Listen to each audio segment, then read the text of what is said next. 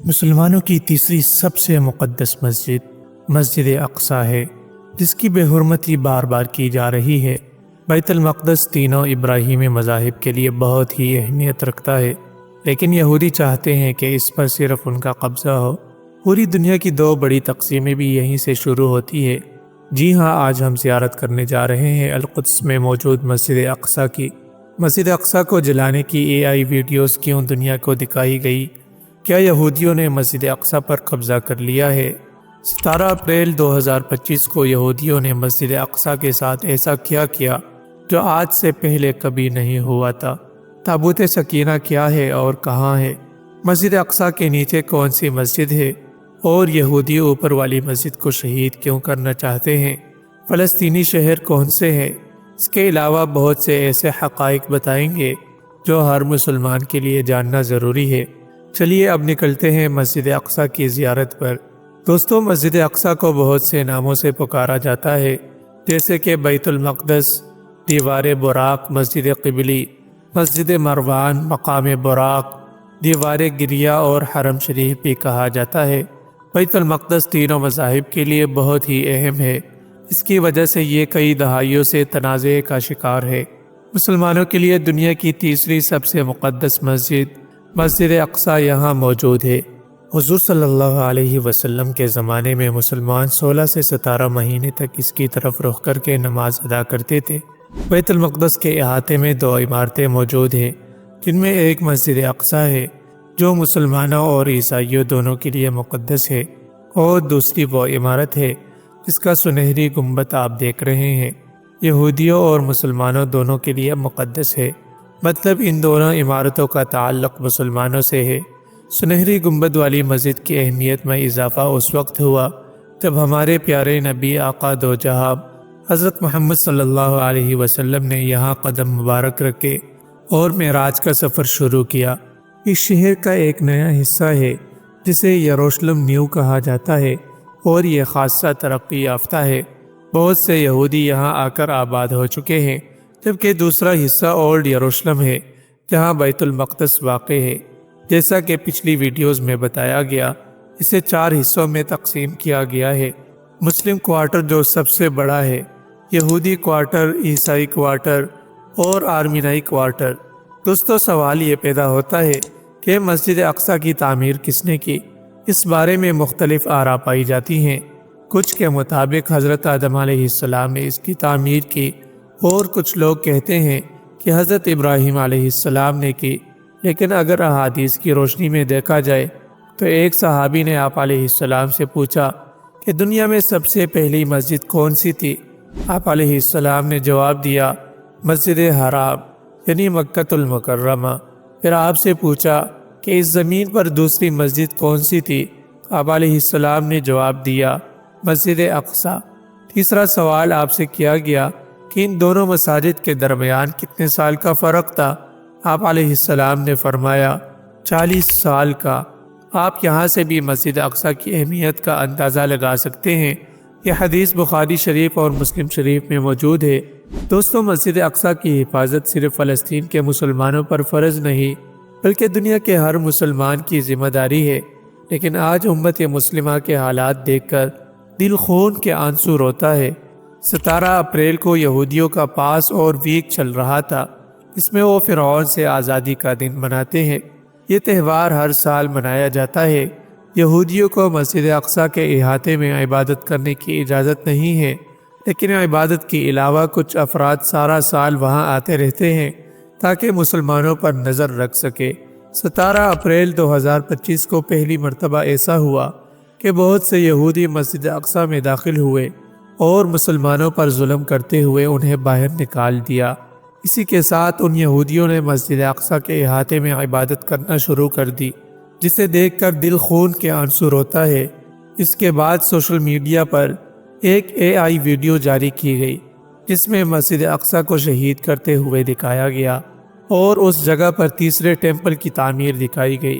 یہ سب اتفاق نہیں تھا، بلکہ یہودیوں نے دنیا کو پیغام دیا کہ مسجد اقصی شہید ہونے والی ہے اور اب ہم یہاں ٹیمپل بنا کر اپنی عبادت کریں گے۔ لیکن یہ سب کچھ ہونے کے باوجود امت مسلمہ کے 57 ممالک تماشائی بن کر صرف دیکھتے ہی رہے۔ آپ علیہ الصلاۃ والسلام اس مسجد سے بہت زیادہ دور تھے، لیکن اکثر اپنی باتوں میں مسجد اقصیٰ کو یاد کیا کرتے تھے۔ چلیے اب یہاں سے آپ کو مسجد اقصیٰ اور اس کے بیسمنٹ کی طرف لے کر چلتے ہیں، جس کے بارے میں شاید بہت کم لوگ جانتے ہیں۔ اسے قدیم مسجد اقصیٰ یا مسجد مروانی بھی کہا جاتا ہے۔ آج بھی تمام سیکورٹی اسرائیل کے پاس ہے۔ چاہے آپ نے مسجد میں بھی جانا ہو تو اسرائیلی سیکورٹی سے گزر کر جانا پڑتا ہے۔ بیت المقدس کے باہر ایک ترقی یافتہ علاقہ ہے، جہاں آپ کو بڑے برانڈز کی دکانیں اور نئی شاپس ملیں گی۔ یہ ہے جافا گیٹ، جو بیت المقدس جانے کا سب سے مشہور دروازہ ہے۔ یہاں سے اولڈ یروشلم کا علاقہ شروع ہوتا ہے۔ اس کے علاوہ 13 دروازے ہیں، جن میں سے 7 کھلے ہیں۔ اسے الخلیل گیٹ بھی کہا جاتا ہے۔ اندر داخل ہوتے ہی آپ کو ایک نقشہ نظر آئے گا۔ مسلم کوارٹر کی تنگ گلیوں سے گزرتے ہوئے آپ کو قدیم زمانے کی دکانیں بھی دیکھنے کو ملے گی۔ سب سے پہلے ڈوم آف دی راک گنبد صخرہ نظر آئے گا، جہاں سے حضور صلی اللہ علیہ وسلم معراج پر تشریف لے گئے تھے۔ دوستو، اللہ چاہتے تو آپ علیہ السلام کو مکہ سے سیدھا 7 آسمانوں پر لے جاتے، لیکن اللہ جل شانہ پہلے آپ علیہ السلام کو مسجد اقصیٰ لے کر آئے۔ امامت کروائی، پھر آسمانوں کا سفر شروع ہوا۔ سنہرے گنبد والی عمارت مسجد اقصیٰ نہیں ہے، لیکن یہودی ہمیشہ دنیا کو یہی مسجد اقصیٰ دکھا کر مسلمانوں کو دھوکہ دینا چاہتے ہیں، تاکہ کل کو اگر مسجد اقصیٰ شہید بھی ہو جائے تو مسلمانوں کو اندازہ ہی نہ ہو کہ اصل مسجد شہید ہو چکی ہے۔ اسی احاطے کے سامنے ایک خستہ حال عمارت نظر آئے گی، جس کا گنبد سرمئی رنگ کا ہے۔ یہ ہے اصل مسجد اقصیٰ۔ لیکن پہلے میں آپ کو مسجد اقصیٰ کے قریب سیڑھیوں کی طرف لے کر چلتا ہوں، جو نیچے بیسمنٹ میں جاتی ہے۔ اسے مسجد مروانی بھی کہا جاتا ہے۔ یہ ایک سرنگ نما راستہ ہے جو مسجد اقصیٰ کی اصل بنیادیں ہیں۔ قبۃ الصخرہ کی تعمیر بھی عبد الملک بن مروان نے کروائی تھی، جو اموی خلافت کے بادشاہ تھے۔ ستمبر 1996 میں اسرائیلی وزیر اعظم نے ویسٹرن وال ٹنل کا ایک نیا داخلی دروازہ کھولنے کی اجازت دی۔ یہ دروازہ مسجد اقصیٰ کے کمپاؤنڈ کے بہت قریب کھولا گیا ہے۔ اس سے مسلمانوں کو خدشہ ہوا کہ یہ قدم مسجد اقصیٰ کی بنیادوں کو نقصان پہنچا سکتا ہے۔ اس کھدائی کے نتیجے میں حضرت سلیمان علیہ السلام کے دور کے بڑے بڑے ستون سامنے آئے۔ یہ دیکھ کر یہودیوں نے کہا کہ ہمیں یہ نیچے والا حصہ دے دے، جسے ہم مسجد بولتے ہیں۔ یہودی اسے ٹیمپل کہتے ہیں۔ اسی وجہ سے یہودی اوپر والی مسجد کو شہید کرنا چاہتے ہیں، تاکہ نیچے موجود بنیادوں پر تیسرا ٹیمپل تعمیر کر سکے۔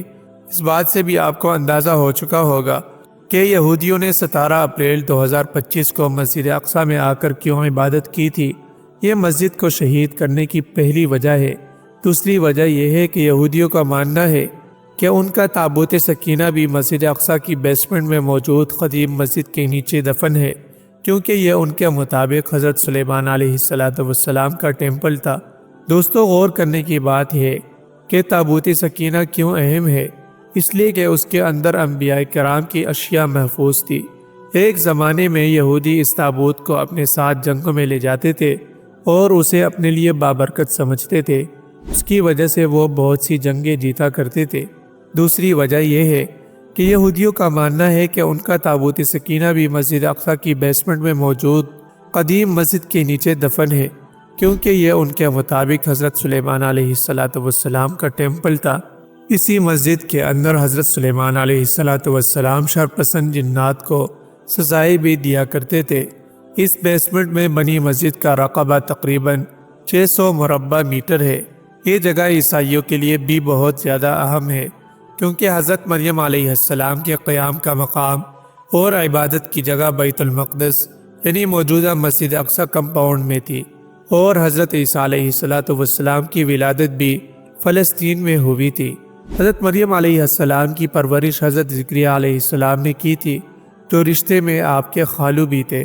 دوستو، کیا آپ جانتے ہیں کہ اللہ جل شانہ حضرت مریم علیہ السلام کو اس جگہ بے موسم پھل عطا فرماتے تھے، اور حضرت مریم اور حضرت عیسیٰ علیہ السلام کے نام خود اللہ جل شانہ نے رکھے تھے۔ چلیے اب اوپر والی مسجد کی طرف چلتے ہیں، جہاں مرد اور خواتین علیحدہ علیحدہ نماز ادا کرتے ہیں، لیکن اس وقت مسلمانوں کو مسجد اقصیٰ میں داخل ہونے سے روکا جا رہا ہے، اور وہ سڑکوں پر نماز پڑھنے پر مجبور ہے۔ یہ مسجد اندر سے بھی بہت زیادہ خوبصورت ہے۔ قبۃ الصخرہ کے اندر نبی علیہ السلام نے اپنا قدم مبارک رکھا اور معراج کا سفر یہیں سے شروع ہوا۔ اس کے باہر وہ جگہ ہے جہاں آپ علیہ السلام نے انبیاء کی امامت فرمائی تھی۔ دوستو، یہ بیت المقدس وہ جگہ ہے جہاں دنیا دو حصوں میں تقسیم ہو چکی ہے۔ ایک طرف وہ حصہ جو مسلمان اور فلسطینیوں کے ساتھ ہے، اور دوسری طرف وہ جو مسلمانوں کے خلاف ہے۔ چلیے اب آپ کو لے کر چلتے ہیں فلسطین کے ان شہروں کی طرف جہاں مسلمان سب سے زیادہ تعداد میں آباد ہیں۔ بیت المقدس سے 50 کلومیٹر کے فاصلے پر رمالہ شہر ہے، جسے فلسطین کا انتظامی دارالحکومت بھی کہا جاتا ہے۔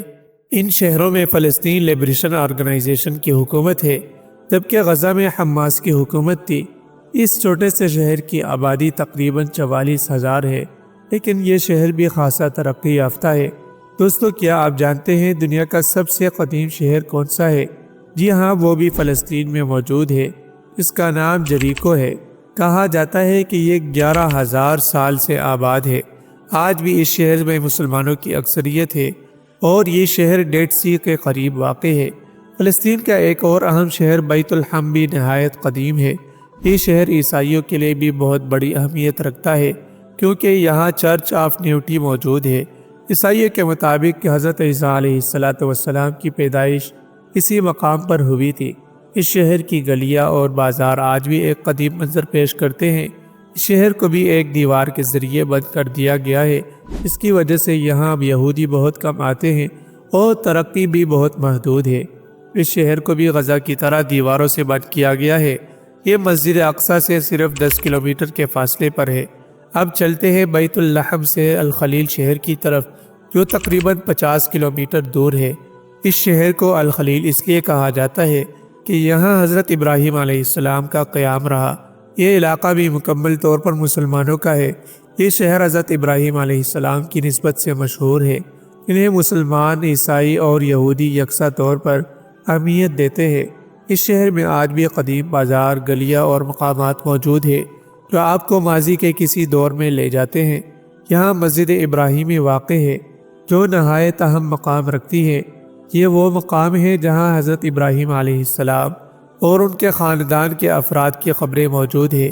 اس مسجد کے نیچے ایک غار ہے جس میں یہ قبریں موجود ہیں۔ اوپر سے کوئی قبر نظر نہیں آتی۔ آج بھی اس مسجد کا آدھا حصہ یہودیوں کے قبضے میں ہے۔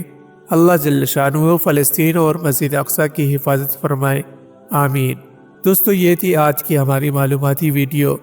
آپ کو ویڈیو کیسی لگی کامنٹ میں ضرور بتائیے گا، اور نئے آنے والے دوستوں سے گزارش ہے کہ چینل کو ضرور سبسکرائب کیجیے اور لائک ضرور کیجیے گا۔ اگلی ویڈیو تک اللہ حافظ۔